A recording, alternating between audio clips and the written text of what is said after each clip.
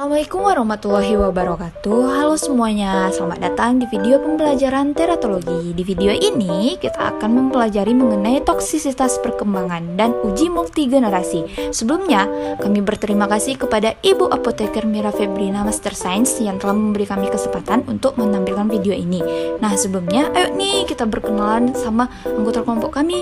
Yang pertama ada Dela Fasmawati, Desra Nur Hasanah, Fadia Yuflen, Kak Nur Maslina Dia Putri, Nurul Fadila, Rahidatul Aisi, Wulan Mudia, Widya Alfitria Zamri, Winda Windiati, dan Bang Zikra Suhada.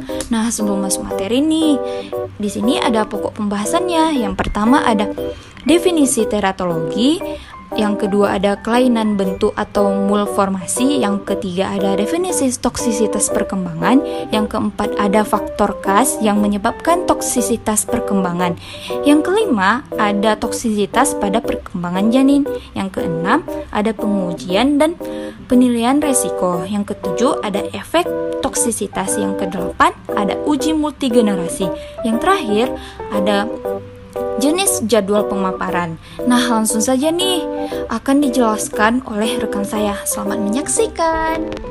Selanjutnya ada definisi teratologi. Teratologi merupakan cabang dari ilmu embriologi yang khusus mempelajari tentang akibat, mekanisme, dan manifestasi embrionik yang cacat atau abnormal. Teratologi adalah studi tentang cacat yang diinduksi selama perkembangan antara konsepsi dan kelahiran. Efek bahan kimia pada reproduksi dan perkembangan juga perlu ditentukan. Selanjutnya, kelainan bentuk atau malformasi.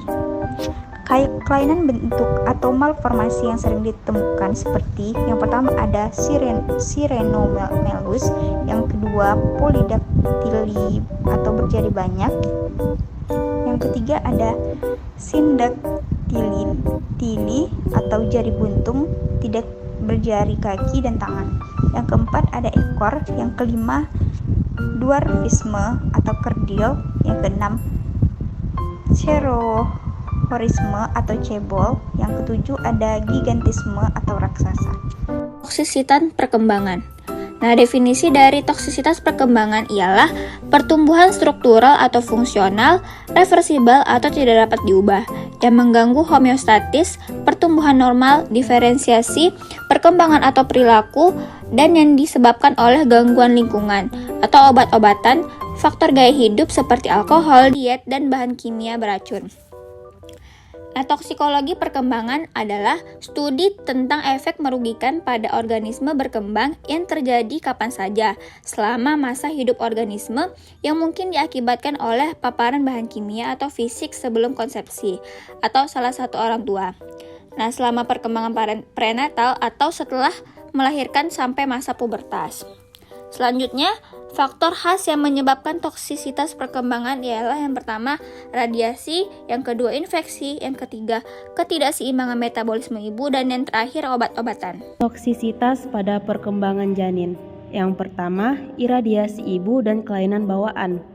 Salah satu kelainan bawaan yang diinduksikan lingkungan pada manusia diakui sebagai akibat iradiasi ibu. Peningkatan 20% dalam frekuensi mikrosefali terlihat pada anak-anak dengan paparan radiasi dalam rahim selama trimester pertama kehamilan. Yang kedua, sindrom bawaan. Rubella adalah epidemi malformasi manusia yang pertama kali dikenal.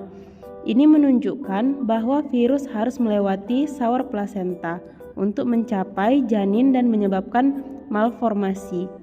Waktu pajanan terhadap virus juga memiliki dampak yang langsung pada kejadian malformasi kongenital dengan pajanan selama minggu ke-4, 5-8, 9-12 minggu kehamilan, menyebabkan 61%, 26%, dan 8% dari malformasi kongenital. Yang ketiga, tragedi thalidomid. Janin yang terpapar thalidomid saat berada di dalam rahim mengalami kelainan anggota tubuh, di mana tungkai tidak berkembang atau muncul sebagai tunggul. Efek lain juga terlihat dengan pajanan thalidomid termasuk mata dan hati yang cacat, saluran pencernaan dan saluran kemih yang cacat, kebutaan dan ketulian. Selanjutnya, pengujian dan penilaian resiko. Pengujian toksik perkembangan dilakukan dalam berbagai tahap. Yang pertama, penumpukan untuk implantasi. Yang kedua, implantasi pada gastrulasi. Yang ketiga, organogenesis. Keempat, ada morfogenesis. Dan yang kelima, ada pasca natal hingga pubertas. Nah, selanjutnya yaitu ada efek toksisitas. Pada efek toksisitas, diantaranya ialah yang pertama ada deformitas struktural minor. Misalnya obat antikonvulsan, warfarin, turunan asam retinoat. Yang kedua, kelainan struktural mayor, seperti DES, dietilbestrol atau merokok. Kemudian ada retardasi pertumbuhan, misalnya alkohol, bifenyl poliklorinasi. Yang keempat ada perubahan fungsional, misalnya turunan asam retinoat, bifenyl poliklorinasi, fenobarbital, timbal. Dan yang kelima ada kematian, misalnya rubella, penghambat ACE. Selanjutnya itu ada efek pada suntikan neurulasi. Neurulasi adalah salah satu tahapan terpenting dalam perkembangan vertebrata. Ini adalah proses pembentukan pelat saraf datar yang kemudian berbelit-belit untuk membentuk tabung saraf berlubang. Ini dianggap sebagai salah satu target utama toksisitas perkembangan, dan cacat dalam neurulasi adalah konsekuensi umum dari paparan racun dan menghasilkan sebagian besar cacat manusia. Selanjutnya yaitu ada fetal alcohol syndrome atau disingkat dengan FAS. Gangguan spektrum alkohol janin (FASD) adalah istilah yang membentuk serangkaian kondisi yang dapat terjadi pada seseorang yang ibunya minum alkohol selama masa kehamilan. Efek-efek ini dapat mencakup masalah fisik dan kognitif. FAS mengganggu perkembangan normal janin yang dapat menyebabkan tahap perkembangan tertentu tertunda, dilewati, atau berkembang secara tidak dewasa. Kemudian ada DES atau dietilbestrol, adalah obat yang meniru estrogen, hormon wanita. Saat ini DES diketahui meningkatkan risiko kanker payudara dan menyebabkan berbagai hasil buruk terkait kelahiran yang terkena turunan wanita, seperti aborsi spontan, kehilangan kehamilan trimester kedua, kelahiran prematur, kelahiran mati, kematian neonatal, sub atau infertilasi, dan kanker dari jaringan reproduksi. Selanjutnya yaitu ada metil merkuri. Metil merkuri dan merkuri anorganik diekskresikan dalam ASI, dan bayi sangat rentan terhadap toksisitas karena senyawa ini. Janin dan bayi sangat rentan terhadap paparan merkuri dengan minat khusus dalam pengembangan SSP karena dapat dengan mudah melintas batas plasenta. Terakumulasi dalam plasenta dan janin karena janin tidak dapat menghilangkan merkuri dan memiliki efek negatif pada janin sekalipun ibu tidak menunjukkan gejala. Selanjutnya yaitu ada chlorpyrifos, insektisida argonofosfat yang bekerja pada sistem saraf serangga dengan menghambat asetilkolinesterase, tetapi cukup beracun bagi manusia. Tetapi diketahui memiliki efek perkembangan muncul pada janin dan anak-anak, bahkan pada dosis yang sangat kecil.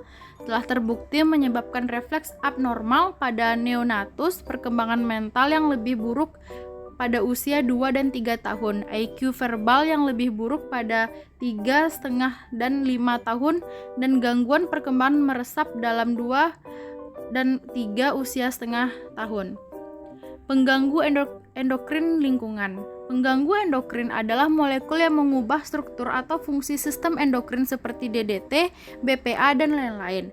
Paparan BPA prenatal dikaitkan dengan perubahan agresi dan perubahan perilaku neurologis. Kemudian selanjutnya ada epigenetika.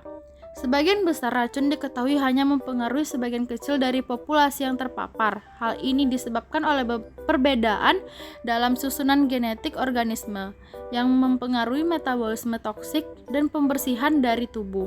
Efek toksik perkembangan tergantung pada susunan genetik. Selanjutnya yaitu toksisitas perkembangan. Terbagi menjadi 3 segmen. Yang pertama, segmen biasanya dilakukan pada tikus dengan 2 atau 3 level dosis seperti 20 tikus per jenis kelamin per dosisnya. Bahan kimia uji, tikus jantan diberi bahan kimia 60 hari dan betina 14 hari sebelum kawin. Seluruh populasi diberi bahan kimia kehamilan dan menyusui.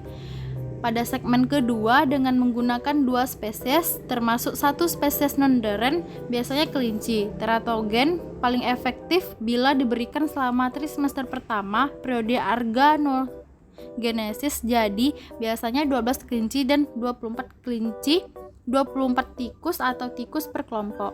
Selanjutnya ada segmen ketiga. Tes ini dilakukan dengan pemberian senyawa uji pada tikus sejak usia kehamilan 15 hari selama persalinan dan menyusui, lalu menentukan pengaruhnya terhadap berat lahir, kelangsungan hidup dan pertumbuhan keturunan selama pertama 3 minggu kehidupan.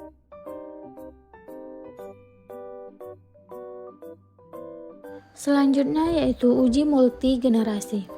Uji multigenerasi merupakan uji yang tidak hanya menguji organisme induk, tetapi juga organisme turunannya. Sebuah studi multigenerasi dapat dilakukan dan seringkali pada studi segmen 3 untuk mengetahui efek bahan kimia pada sistem reproduksi.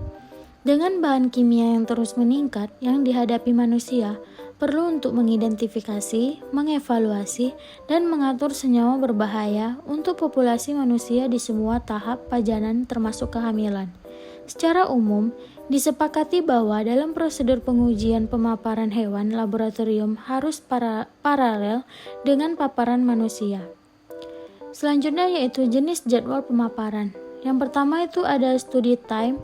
Dalam study time, senyawa uji diberikan kepada wanita hamil di mana waktu permulaan kehamilan telah ditentukan dan dikelola setiap hari atau hari tertentu atau sepanjang waktu organogenesis. Yang kedua yaitu studi single generation. Senyawa uji diberikan sebelum dan selama masa kehamilan dalam satu generasi. Yang ketiga yaitu studi multi-generation. Studi ini merupakan perluasan dan penyempurnaan dari tes yang dilakukan dalam studi satu generasi. Selanjutnya yaitu metode uji multi-generasi. Uji multi-generasi dapat dilakukan setidaknya pada 3 tingkat dosis diberikan kepada kelompok dari 25 tikus betina dan 25 tikus jantan segera setelah penyapihan atau 30-40 hari. Tikus ini disebut sebagai F0 generasi. Dosis berlanjut selama pembiakan atau sekitar 140 hari kehamilan dan laktasi. Keturunan atau F1 generasi dengan demikian telah terpapar bahan kimia di dalam rahim, melalui laktasi, dan di dalam pakan setelahnya. Kapan F1 bergenerasinya? Sekitar 140 hari. Sekitar 25 perempuan dan 25 jantan dibiarkan untuk menghasilkan F2 generasi dan administrasi bahan kimia dilanjutkan. Kemudian generasi F2 dengan demikian juga terkena bahan kimia dalam rahim dan melalui laktasi. Persentase F0 dan F1 induk yang hamil, jumlah kehamilan yang berlanjut sampai bulan penuh, ukuran anak, jumlah lahir mati, dan jumlahnya kelahiran hidup dicatat. Jumlah kelayakan dan bobot anak dicatat saat lahir dan pada usia 4, 7, 14, dan 21 hari. Kemudian ada gambaran bahwa pada parental animals, yaitu pada parental binatang, dapat teman-teman lihat pada F1A dan F1B-nya. Melalui parental hewan, kemudian pada F2A dan F2B-nya dibagi lagi sehingga menghasilkan pada histopatologi. Dan selanjutnya yaitu dapat teman-teman lihat di sini ada generasi ketiga, reproduksi dan teratologi. Sekian dari kelompok 6, terima kasih.